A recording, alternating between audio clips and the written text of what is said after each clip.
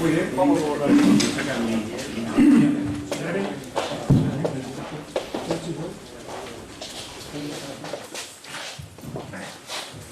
Buenas noches, señoras y señores. Muchas gracias por su asistencia a esta segunda conferencia del ciclo de colaboración de la Delegación de Defensa de Extremadura con la Real Sociedad Económica Extremeña de Amigos del País. Nos acompañan para la disertación el comandante asesor jurídico de la Delegación de Defensa en Extremadura, don José Luis de Pedro, que será presentado el ponente por el abogado don José Luis Galache Cortés. Agradecerle nuevamente su presencia y quedamos a su disposición, y al finalizar la charla, al finalizar la exposición, habrá un turno si quieren hacer alguna intervención. Muchísimas gracias. Don José Luis tiene la palabra. Muchísimas gracias. Muy buenas noches a todos. Para mí es un honor estar aquí ante ustedes y hacer una presentación sobre un tema de tanta importancia como es el asesoramiento jurídico en operaciones internacionales que realizan nuestros ejércitos, nuestras Fuerzas Armadas. Desde 1989, nuestras Fuerzas Armadas, como todos conocemos, han participado en más de 50 misiones en el exterior, en las que se han movilizado algo más de 100.000 militares. Como continuación de la conferencia que anteriormente fue impartida por el coronel Salvador Cuenca, hoy desarrollamos, por un lado, unas palabras respecto a las operaciones de nuestras Fuerzas Armadas en el exterior para mantenimiento de la paz, y concretamente algo muy concreto y muy claro, que cuál es la actividad jurídica que acompaña, que va anexa a esas operaciones.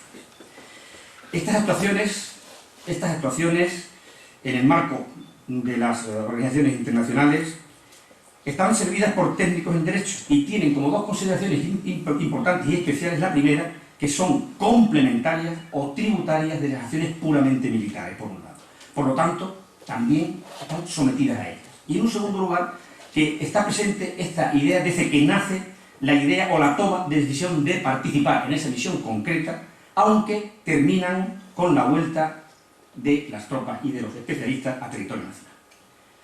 Para explicar las variadas actuaciones que pueden incluirse en estas propias y adecuadas servicios de los asesores jurídicos, contamos esta noche con la presencia y la intervención más que perita de don José Luis de Pedro Moro, amigo, jurista, comandante auditor, integrante del Cuerpo Jurídico Militar y con actual destino en la Delegación de Defensa en Extremadura como asesor jurídico de la misma.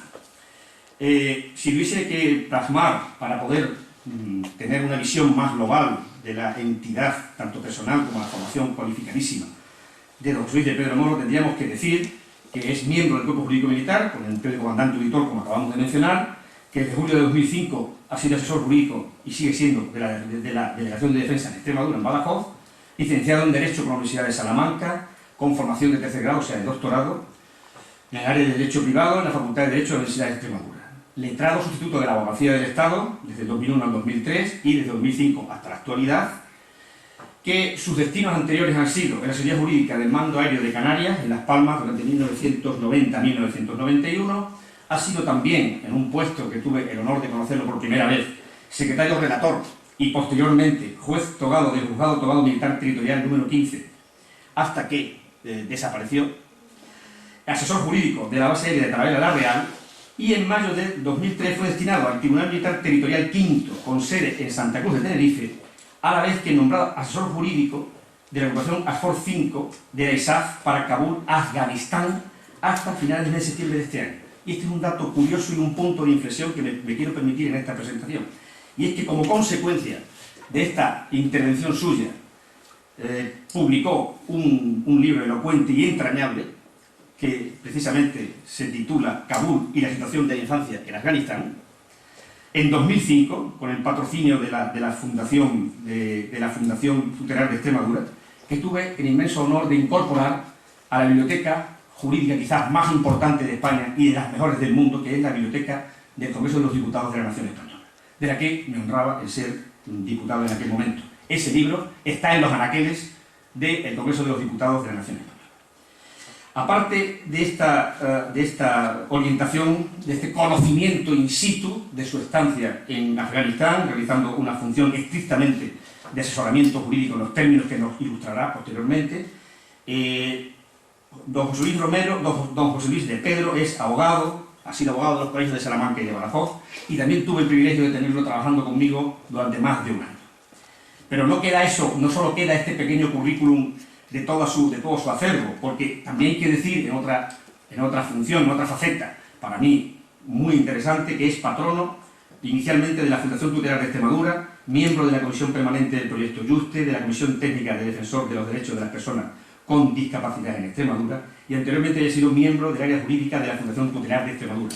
Ahora realiza labores de dirección y coordinación en estas entidades que no tienen ánimo de lucro y que sí demuestran algo fundamental, que es que don José Luis de Pedro, aparte de todo, para mí es un hombre de letras y un hombre de armas, un hombre de letras y de armas, pero por encima de todo es un humanista, una persona que tiene ese entendimiento de la visión de las cosas, incluso ese libro conmovedor de Afganistán y la infancia en Kabul, al que recomiendo que puedan hacerse de él, les demuestra ese carácter y esa forma de ver que tiene del derecho y de la vida militar don José Luis de Pedro.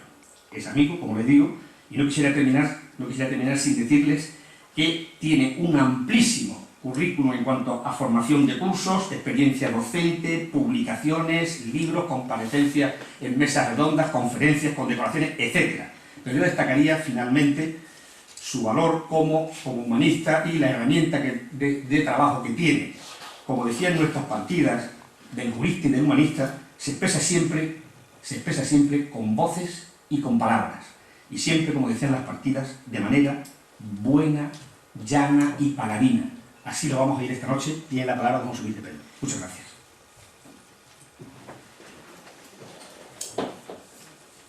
Muchas gracias a todos ustedes por su presencia. Muchas gracias a la Real Sociedad por su invitación, por la invitación que me han hecho, a la Delegación de Defensa y al coronel delegado que confió en que pudiera estar a la altura de las circunstancias para estar hoy aquí. Y muchas gracias a José Luis por tus palabras. He de decir que sabía que iba a hablar muy bien de mí, por eso propuse que fuera la persona que me presentase. Pero no pensaba que lo hiciera con tanta generosidad, ¿no? Yo recuerdo que en su momento, cuando le remití el libro, dice: José Luis, sé benévolo, no seas justo criticando el libro, sé benévolo, porque lo agradeceré más, ¿no? Agradezco muchas tus palabras. Yo creo que es exagerado, pero le agradezco el que haya tenido la amabilidad de haber sido la persona que me presente y de estar hoy aquí. Bueno, voy a hablar, como dice ahí, del asesoramiento jurídico de las operaciones internacionales. En primer lugar, claro, como soy la persona que pone el título, elijo también el mismo. No es habitual utilizar en foros de derecho el término operaciones internacionales o misiones internacionales. Se suele matizar más operaciones militares de paz, operaciones humanitarias, etcétera, etcétera. Pero el término coloquial con el que se habla, voy a una misión, vengo de hacer una operación internacional o cualquier cosa, es lo que he querido que figurase en el título y serse un poco el nivel de lo que voy a hablar, para que, no porque quienes me escuchen no lo sepan, sino para que no sea un debate puramente jurídico sometido siempre a la duda y a la crítica.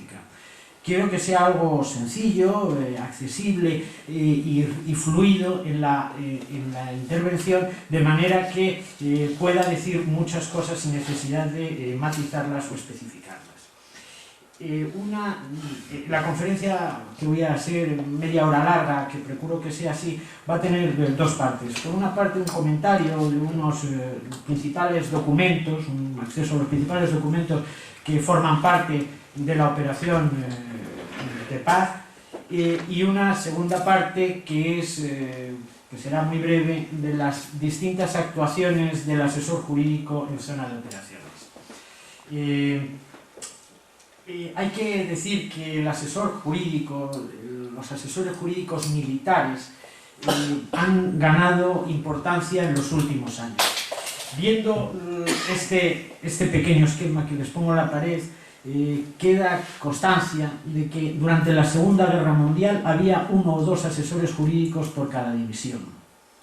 En algunas solo 1, en algunas otras 2, no necesariamente 2 siquiera.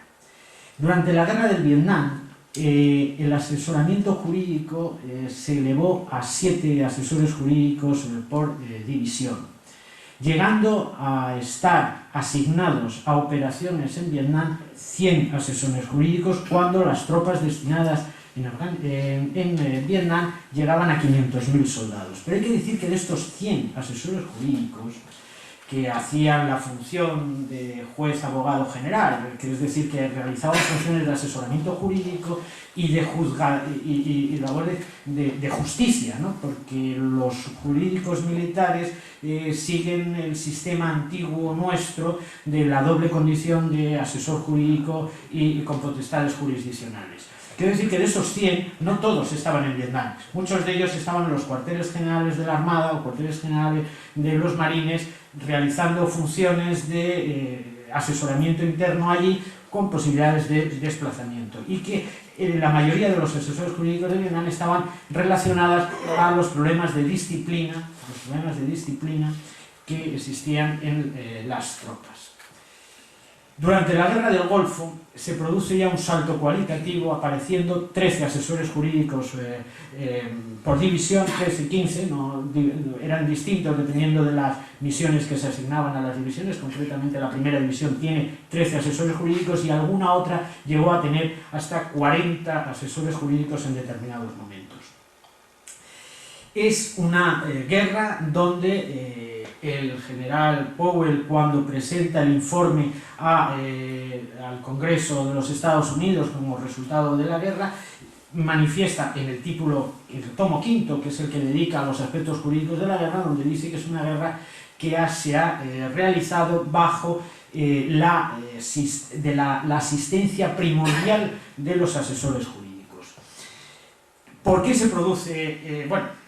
Vemos luego que en Irak y en las operaciones de Afganistán actualmente el asesoramiento jurídico es tan grande que ya no es a nivel división. Hay asesores jurídicos a nivel regimiento y en algunos batallones operativos específicos con operaciones complejas y delicadas, en algunos batallones van incluido un asesor jurídico. Les decía que el cambio radical que se produce con la Guerra del Golfo y las operaciones posteriores desde la Guerra de Vietnam se debe sustancialmente a 2 motivos. Uno de ellos, el desarrollo y la implicación con carácter universal del derecho humanitario y del derecho de los conflictos armados. Lo digo en ese orden porque principalmente lo que hace mella en la sociedad y concretamente en el ámbito de Naciones Unidas es los efectos en el ámbito humanitario, en los civiles que sufren las guerras, los conflictos, los desastres, que sufren eso en esos determinados momentos, y la necesidad de establecer tratados y convenios que regulen específicamente todo el ámbito de protección de todas las personas, incluidos los bienes, que puedan verse afectados por un conflicto, cualquiera que sea el nivel o la intensidad. Eso lleva consigo, en un primer momento, la redacción de los convenios de Ginebra del año 49 y, en un segundo momento muy importante, la redacción y la firma de los protocolos adicionales, donde ya específicamente se trata de personal civil en circunstancias especiales que pueden verse afectados por no solo las guerras en el ámbito, en el concepto tradicional, sino para todos los conflictos que de alguna manera puedan verse afectando a los ciudadanos. Ese concepto de desarrollo de la protección de los derechos humanos, la protección del derecho humanitario, de los derechos de los conflictos armados, lleva a desarrollar la teoría por parte de Naciones Unidas, recientemente, entre comillas, del derecho de injerencia, que le permite el saltar de ser un observador frente a las situaciones de conflicto externamente en la posibilidad de autorizar a las propias Naciones Unidas a intervenir en otros países, aunque los propios países no quieran. Y el segundo elemento importante que se manifiesta también principalmente en la guerra del Golfo, es la publicidad de la guerra. La retransmisión en directo de la guerra, como se produce en la guerra del Golfo. Todos recordamos en aquel mes de enero del año 1991 cómo estábamos cada noche a la espera del bombardeo sobre Bagdad, estando todas las cadenas de televisión americanas y de todo el mundo esperando el día en que se produjeran los bombardeos, y cuando estos se produjeron, cómo se retransmitieron y cómo las cadenas de televisión iban detrás de las unidades militares retransmitiendo lo que estaban haciendo. Eso supone que no cabe en ningún momento la posibilidad de realizar ningún acto contrario a las reglas y a las normas que rigen los conflictos, a las normas de la guerra, a las reglas del combate, sin que pase desapercibido, y que pase desapercibido en directo. Hoy en día, en Internet, podemos acceder a grabaciones con teléfonos móviles o con cámaras digitales que se plasman inmediatamente en Internet de atentados, de combates, de enfrentamientos que se están produciendo tanto en Afganistán como en Irak o en otros países, sobre todo en estos dos, cuando hay un enfrentamiento de carácter muy grave. Eso supone, esas dos situaciones suponen que el mando militar no solo acude al asesor jurídico para que le oriente en la redacción del plan de operaciones con carácter general, sino que el asesor jurídico esté presente, porque es requerido por el mando militar, que tiene la potestad para decidir qué es lo que ha de hacerse o no, que le oriente o que esté presente en el momento en que se decide un acto militar concreto, con carácter general en la operación y también en actos militares concretos. No es extraño que un asesor jurídico esté sentado en la misma mesa del Estado Mayor cuando se decide bombardear o atacar con un determinado misil, y que se debata y se consulte al asesor jurídico si ese misil puede, el lanzamiento de ese determinado misil puede ser contrario al derecho de la guerra o al derecho humanitario. Porque el alcance del misil que destruye un edificio puede también afectar a edificios cercanos donde viven personas civiles, donde hay un hospital, donde es un centro de recogida de niños, etcétera, etcétera. Y es la información del asesor jurídico de decir, ojo, puede ser contrario a las disposiciones del derecho de la guerra porque cause males innecesarios, porque sea un atentado desproporcionado, un ataque desproporcionado, y eso es contrario a las reglas del derecho humanitario, esa actuación. Y para salvar los posibles conflictos que pueda existir, se recaba la información al asesor jurídico. Casos concretos les puedo contar. Sobre el bombardeo del caso de Yugoslavia, en la antigua Yugoslavia, de un edificio de televisión, donde evidentemente no había más que los agentes de protección o militares custodiando, esa operación fue informada favorablemente por la asesoría jurídica de la unidad.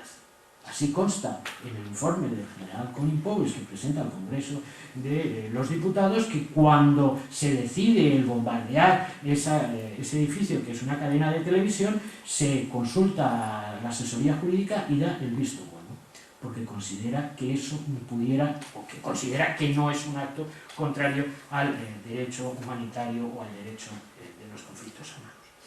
Hay que decir que también en ese camino de proyección, el protocolo, los distintos protocolos, y concretamente en el primer protocolo adicional a los convenios de Ginebra, dedicado a la protección de las víctimas de los conflictos armados, se establece en el artículo 82 la necesidad de un asesoramiento jurídico de los mandos militares de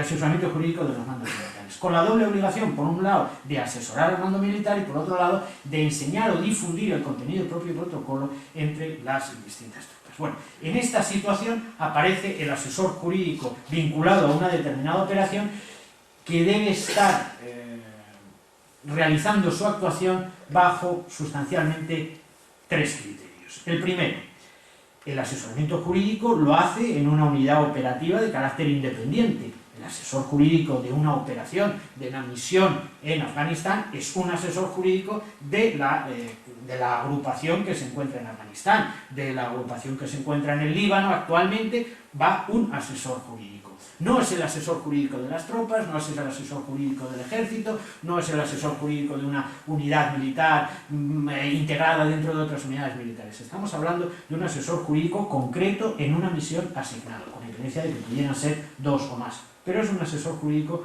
uno, vinculado a una unidad operativa independiente. Segundo, que su labor es una labor de apoyo al mando, con subordinación al mando disciplinaria, orgánica dentro de ella, sin perjuicio de que como asesor jurídico tiene una dependencia funcional de la asesoría jurídica general. Antes decíamos que todo lo que es derecho sustancialmente es discutible, es susceptible de interpretación. Para evitar esa situación, el asesoramiento jurídico es único. Es la asesoría jurídica general del Ministerio de Defensa la que establece los criterios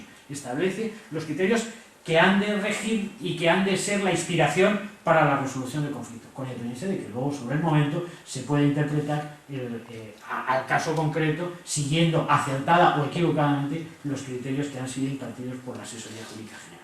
Y tercero, y es un elemento esencial, es que hay una relación directa, inmediata, sin intermediarios, con el mando.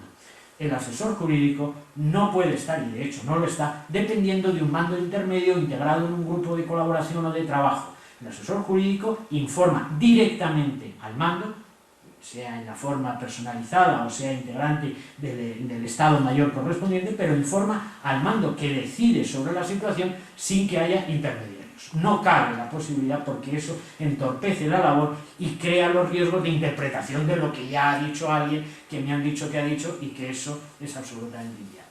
Bien, sobre esas circunstancias, como antes citamos, el artículo 82 del primer protocolo establece la necesidad de la conveniencia de que todos los países, todas las agrupaciones, tengan un asesor jurídico. Eso no es extraño a nuestro derecho, en nuestro ejército, en otros ejércitos sí lo es, bien porque no lo tienen o bien porque lo han hecho desaparecer los asesores jurídicos del cuerpo jurídico militar de cada ejército. En otros países, y todos los conocemos y hemos tenido ocasión de relacionarnos dentro de formaciones como el ISAF, donde había en su momento 30 y tantos y ahora 42 estados, había algunos que tenían agrupaciones con suficiente entidad como para tener un asesor jurídico. Salvo los Estados Unidos y alguno que otro estado, no eran militares de carrera con carácter permanente, eran militarizados o militares o asesores jurídicos de la reserva llamados al ejército con una formación militar, pues en algunos casos no muy precisa, ¿no? La ventaja que tiene España, que tiene Estados Unidos, bueno, España tiene la ventaja de que nosotros desde las ordenanzas de Farnesio en 1537 tenemos jurídicos militares.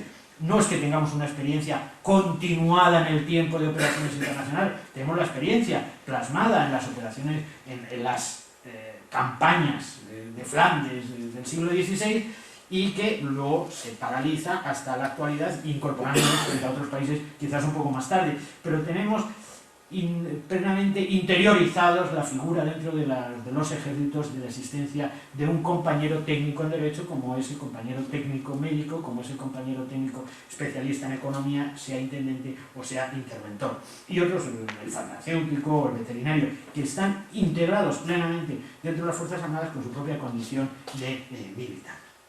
Bien, en ese concepto, en esa situación aparece la intervención en operaciones internacionales que pueden ser misiones de paz, ya se vieron en la conferencia anterior. Misiones de paz pueden ser de mantenimiento de la paz, las clásicas, las originarias, las recogidas dentro del capítulo 6 de la Carta de Naciones Unidas, las de restablecimiento de la paz, las de imposición de la paz, que estas corresponderían al capítulo 6,5, como antes veíamos, las acciones humanitarias, las de evacuación y rescate. Estas todas están recogidas en la Carta de Naciones Unidas y recogidas también en la Declaración de Petersberg, que luego son llevadas al Tratado de la Unión Europea a través de los acuerdos de Ámsterdam de 1996, y que están integradas como uno de los objetivos o como una de las posibilidades de actuación de la Unión Europea.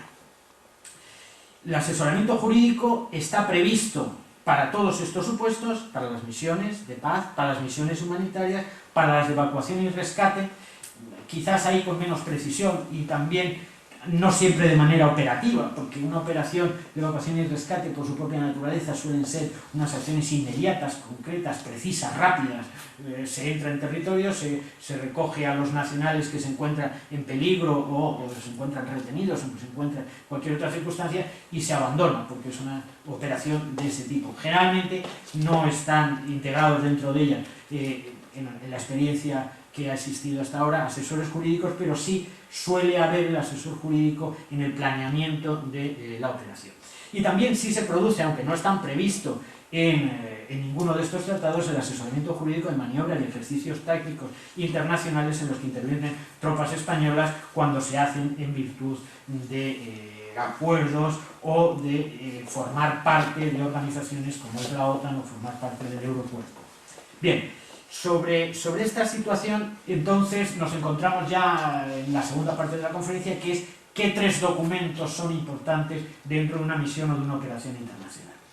El primero es el memorándum de entendimiento, el segundo el estatuto de fuerzas y el tercero es las reglas de enfrentamiento. Lo he puesto en inglés porque realmente son así, son textos que aparecen generalmente todos ellos en inglés, son textos que tienen esta denominación y que se trabaja sobre ellos así. No tienen, a mi juicio, la misma relevancia ninguno de los tres, no es la misma. La más relevante, a mi juicio, como asesor jurídico integrante de una operación, es el estatuto de fuerza, el acuerdo de estatuto de fuerza. Ese creo que es el documento más importante, como luego veremos. Aunque el que da más lugar a conflictos es las reglas de enfrentamiento. Pero yo creo que como asesor jurídico ese no es el problema más importante. Bueno, el primero es el memorándum de entendimiento, que es el acuerdo, no es un tratado internacional, José Luis sabe muy bien que la condición de tratado internacional llevaría al sometimiento a lo establecido en el artículo 93 a 96 de la Constitución y dependiendo de la entidad del tratado internacional tiene una mayor o menor rigor de su tramitación y aprobación. Aparte que conllevaría la obligación de cumplir el propio tratado. Pero considerando que si tuviera la condición de tratado internacional de carácter militar, debería tener una autorización previa del Congreso de Diputados y eso supone una tramitación lenta, un debate y pérdida de funcionalidad. Se ha optado, hay que decir que ha optado España y algunos otros países, no creo recordar que Francia tiene la posibilidad de distinguir de entre tratados internacionales sometidos a control jurisdiccional y tratados que no. Hablo un poco inseguro sobre este asunto, pero creo que cabe esa posibilidad, o cuando menos Francia en las primeras relaciones que ha mantenido con España solicitaba que tuviera la fórmula de tratado cuando España explicó que no era viable, no era funcional el poder tener establecido un MOU en un par de meses, firmado un MOU, y que eso no era viable y posible el hacerlo en tan poco tiempo. Y más tiempo, pues ya se ha perdido el sentido de la propia operación. ¿El MOU qué establece? Pues es el acuerdo de los países que van a formar parte de la agrupación, de la integración, de la operación internacional, donde fijan cuál va a ser su participación dentro de ella. Donde dicen cuál es lo que van a aportar, qué es lo que van a realizar, cuánto tiempo van a estar, etcétera, etcétera.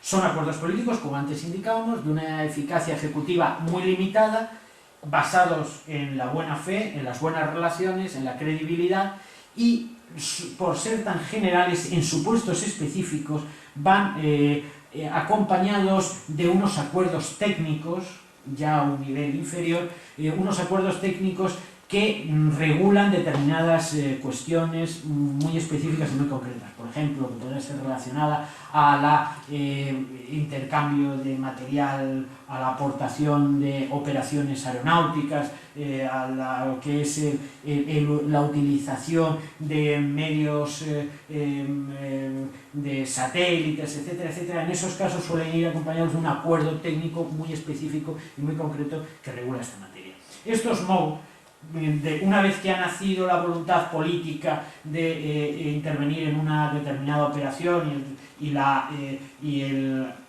control por parte del Congreso del Diputado sobre esa operación, estos MOU se redactan por dos ministerios, se redactan por una parte por el Ministerio de Defensa, en una parte por el Ministerio de Defensa y por otra parte por el Ministerio de Asuntos Exteriores, dado que se trata de relaciones con otros países y con otros estados, interviene también el Ministerio de Asuntos Exteriores. Dentro del Ministerio de Defensa, el órgano encargado de ello es la Dirección General de Política, que es DIGENPOL, que es el órgano encargado de preparar el MOU para luego su firma. Bien, no tiene más que eso. Es un acuerdo donde se establecen con carácter general las normas de participación del mismo. Si es, a mi juicio, y es lo que da más problema en zona, o puede dar mayor problema, si los problemas más graves, el estatuto de fuerza. El estatuto de fuerza, repito lo que antes dije, tanto el MOU como el estatuto de fuerza como las ROEs se aplican en todo tipo de operaciones, sean operaciones de mantenimiento, implementación o restablecimiento de la paz, operaciones de carácter humanitario o operaciones de otro tipo de evacuaciones de rescate. En todos esos casos siempre concurren estos tres requisitos, que parecen un poco contrasentido de cómo se puede existir unas reglas de enfrentamiento en una operación humanitaria. Pero sin embargo, generalmente se redactan, se tienen en cuenta. Y siempre, en todo caso, existe un MOU que regula la coordinación entre los estados y un estatuto de fuerza. Bueno, el estatuto de fuerza es un documento legal que recoge los derechos y deberes de las fuerzas y de las personas que acompañan a las fuerzas y que en relación a las actividades que van a realizar en un territorio extranjero. Existen tres modelos estándar, cada MOU, cada SOFA, cada ROES son distintos para cada operación en concreto, no para cada tipo de operación, sino cada operación en concreto tiene un MOU distinto, tiene un SOFA distinto que se redacta específicamente para ese momento y unas reglas también específicas. Existen estos modelos de los cuales se extraen los principios que luego van a ser aplicados. Tiene una condición especial en cuanto que afecta por un lado a las personas y por otro lado a su patrimonio o a aspectos económicos que puedan derivarse del mismo. En cuanto al efecto personal principal es el reconocimiento de la inmunidad.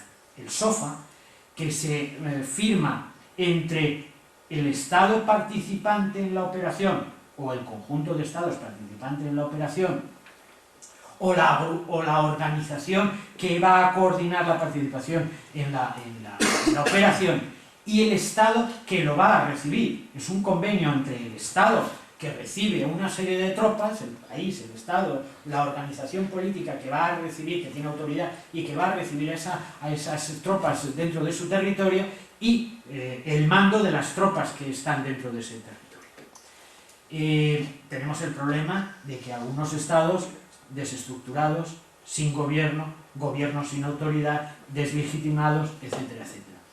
La experiencia internacional ha llevado que siempre ha habido alguien que mandaba, aunque sea con carácter formal, y con ese se concertaba el SOFA.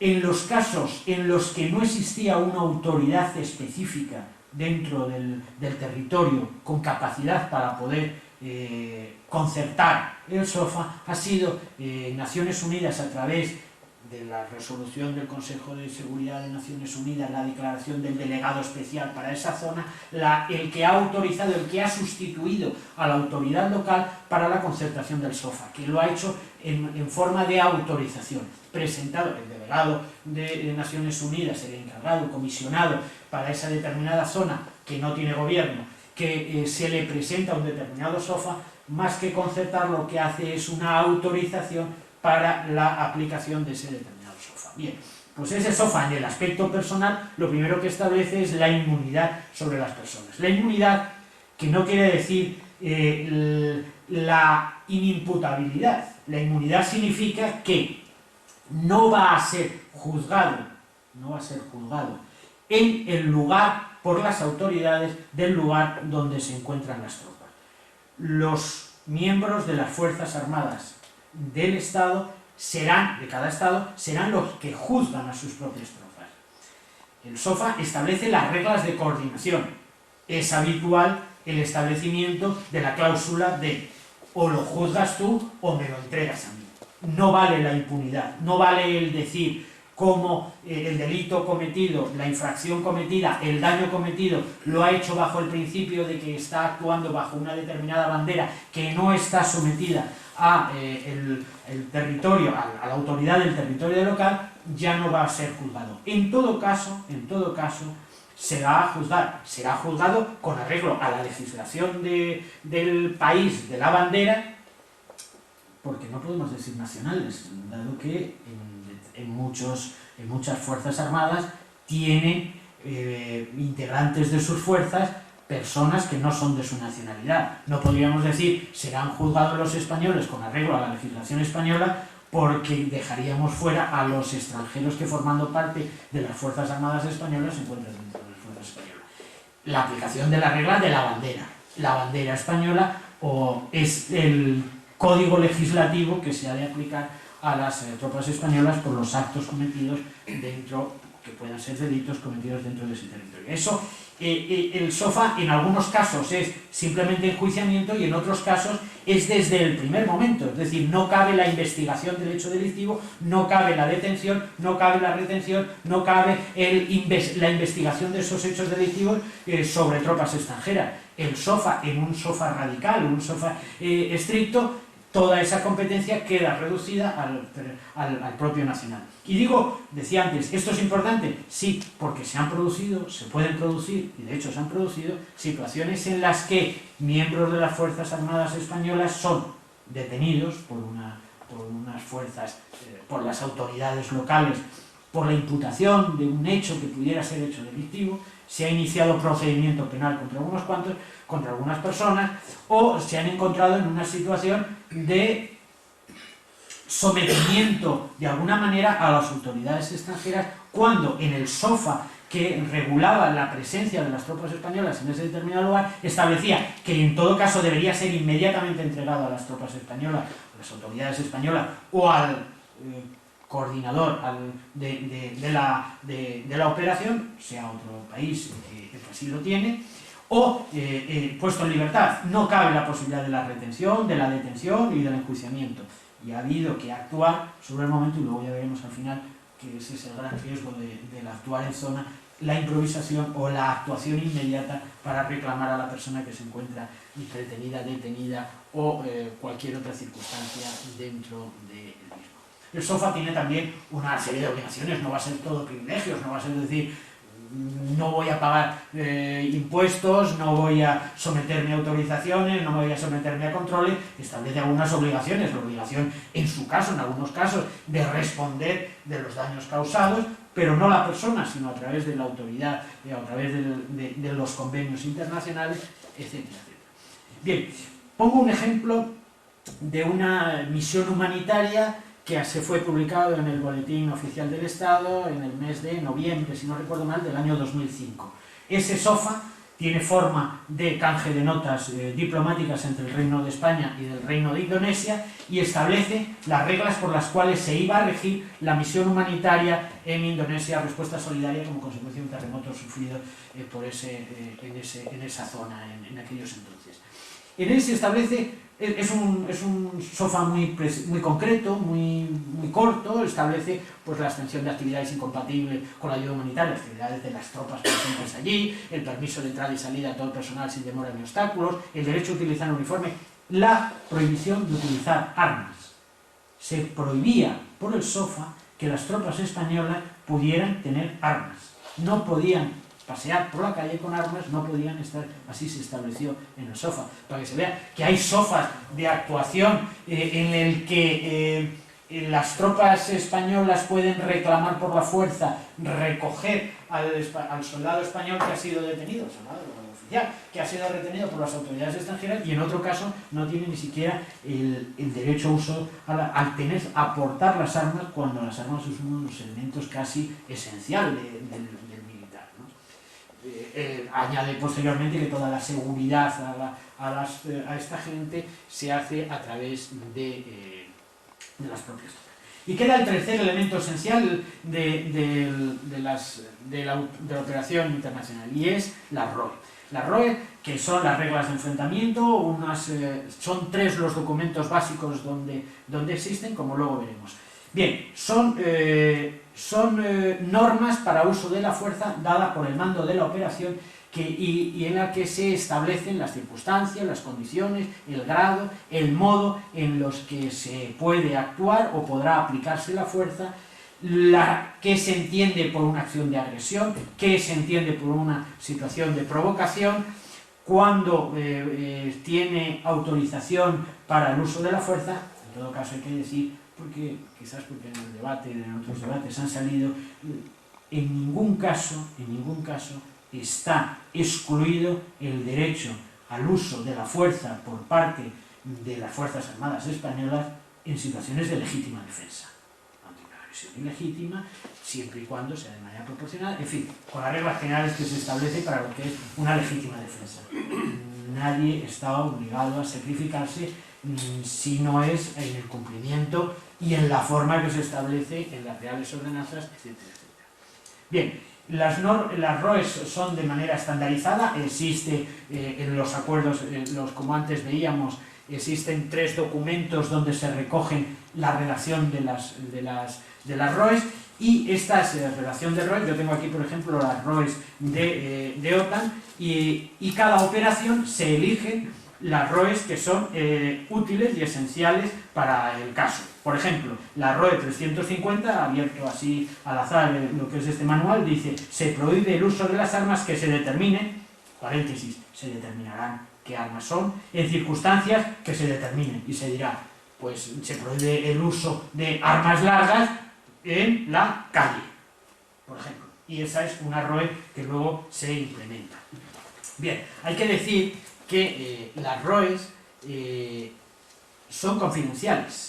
Es decir, cualquier persona que hable diciendo es que las ROEs españolas en esta operación permiten o no permiten, pues probablemente no sea cierto, porque las ROEs solo las saben, solo las tienen conocimiento las personas que se encuentran afectadas por esas ROEs. Son claras, precisas, comprensibles, obligatorias, y son de carácter obligatorio y prohibitivo. Comprensibles, el problema está en que las ROEs, esto que les he leído, que es el documento MC 362 de OTAN, es una traducción no oficial. El problema es que las ROEs, hasta ahora, están siempre redactadas en inglés, y hay que hacer una traducción al español. Las ROEs se establecen para la operación, con independencia de que luego cada Estado pueda presentar las reservas a esas ROEs en lo que a ellos no le interese o no le convenga. Pero las ROEs se establecen con carácter general, el idioma oficial general para las operaciones es el inglés, las ROEs están en inglés y se traducen. ¿Cómo hacer comprensible las ROEs? Ese es uno de los problemas que tiene. Hay que decir que, y se puso de manifiesto en el enjuiciamiento de la masacre, porque yo creo que es la denominación más adecuada, del capitán Carlsten en Mai Li, en el pueblo vietnamita, donde un teniente dio orden en una operación compleja, se arrasó todo un pueblo matando a personas civiles, mujeres, niños, etcétera, etcétera. En el enjuiciamiento, que fue condenado en un primer lugar, en primera condena, quiero recordar que fue condenado, yo no sé si a cadena perpetua o a 30 años, y en la revisión de la condena fue con muchas críticas, por muchos movimientos sociales, pero fue rebajada la condena a 4 años. En esa sentencia se estableció, se hizo saber que las ROEs, las reglas de enfrentamiento que se habían difundido para la operación, no eran adecuadas, no eran claras, y no se había formado a las personas, a los militares que iban a actuar con arreglo a principios adecuados a las operaciones que iban a realizar. Y por eso la pena fue rebajada a 4 años sobre esta persona.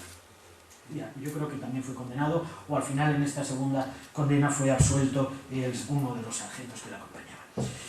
Por eso la importancia del arroes, la prudencia del arroes. Unas arroes excesivas puede dar lugar a un rechazo o a una actuación de general más violenta. Unas arroes no definidas puede dar lugar a conflictos o a la comisión de delitos, y unas arroes restrictivas puede poner en peligro a las fuerzas actuantes. En todo caso, habíamos visto antes que el derecho a la legítima defensa es un derecho inherente a toda persona, y específicamente a los integrantes de las Fuerzas Armadas que se encuentran desplazados e integrantes de una operación. Se establece y se hace en la explicación de las ROEs. La explicación de las ROEs es una de las conferencias que se da cuando se configura y cuando se constituye la agrupación. Cuando se constituye la agrupación tiene varias conferencias. Los que van a formar parte de la agrupación reciben varias conferencias. Una de sanidad, sobre los riesgos médicos que tienen, otras de inteligencia, sobre cómo es la situación, de cultura, en qué país se van a encontrar, sobre todo en los supuestos que van a encontrar en países curiosos, como es Afganistán, más o menos curiosos, como pueda ser el Líbano, o en las circunstancias en que se encuentran en países como en su momento estaban los integrantes de la antigua Yugoslavia. Bueno, pues uno de ellas es las ROEs que se van a explicar a todas las personas, donde se le va a decir qué es lo que va a actuar. Bueno, en todo caso, se establece una serie de principios básicos para que queden bien claros. Y uno de ellos es el NPI, es decir, en cualquier momento que te puedas encontrar en peligro y que creas que estás realmente en peligro, debes actuar bajo los siguientes criterios. La necesidad inminente, es decir, que no sé, a lo mejor luego más adelante puedo ser atacado, me voy a preparar. No, tiene que haber una necesidad inminente del uso de la fuerza, una proporcionalidad, no hay que ponerse nervioso, y una idoneidad en la actuación que está vinculada muy adecuadamente con la proporcionalidad. En todo caso, la regla es la fuerza mínima. Las ROEs se establecen con carácter general para todo el mundo y terminan en el soldado. Digo terminan porque en el escalón de mando, pues tal como están configuradas las Fuerzas Armadas, termina el escalón de mando. El soldado es el último que recibe y que es quien de manera inmediata va a poner en práctica las ROEs, y suele ir acompañada, se le suele entregar una llamada tarjeta de soldado, donde le dicen, para caso de duda, qué es la situación en la que, cuáles son las reglas no de enfrentamiento, las reglas básicas que ha de tener presente. Un ejemplo de tarjeta de soldado en una operación no de evidente peligro, no, me atrevería a decir, no sería válida para el supuesto de Afganistán, y no por la primera de no estás en guerra, sino porque no tiene lógica que ésta sea aplicada en ese momento. Y no insisto, porque podría ser, evidentemente, no estás en guerra, trata con dignidad y respeto todo, ocasiona el menor daño posible, evita daños colaterales, debe estar siempre alerta. Esta es una ROE que se podría aplicar, una tarjeta de soldado que se podría aplicar con carácter general. Utiliza siempre el sentido común, que es lo que hay. Esta otra, que es la que puede ser más propia para una operación en la que hay más peligro que la anterior. Y son inventadas por mí, o sea que en ningún caso alguien puede decir que bueno, pues se parece a la que, pues si es mera coincidencia, como las películas, si esto se parece a alguien, ha sido una mera coincidencia. Puedes utilizar la fuerza ante un acto sí, haz advertencia, identifica los objetivos, quedan las prohibidas las acciones de represalia, informa a tus mandos inmediatamente en la situación en la que te puedas encontrar, etcétera, etcétera. Bien, una vez que son estos documentos los que va a tener el asesor jurídico en su mano, luego entra el trabajo diario, que generalmente no tiene nada que ver con, o no tiene una previsión específica sobre ella. El trabajo del asesor jurídico de la agrupación es un trabajo que se caracteriza primero por la variedad.